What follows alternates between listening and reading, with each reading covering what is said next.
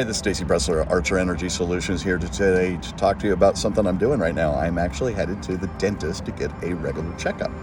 And that reminds me that good things can happen to those that do regular verifications and checkups on their compliance and their operations and their security functions and activities and processes. So I really highly encourage you to, devise a plan at the beginning of each year of all the things that you're going to validate and check that you may be taking for granted or assuming are operationally correct and following the right processes. So kind of like a mini audit on yourself. So self-assess, check, and you'll be better for it. Hope you have a great day. Talk to you later. Bye. Stay up to date on all the videos we release here at Archer by clicking on the subscribe button. Click on the bell to be notified right away when we release new videos.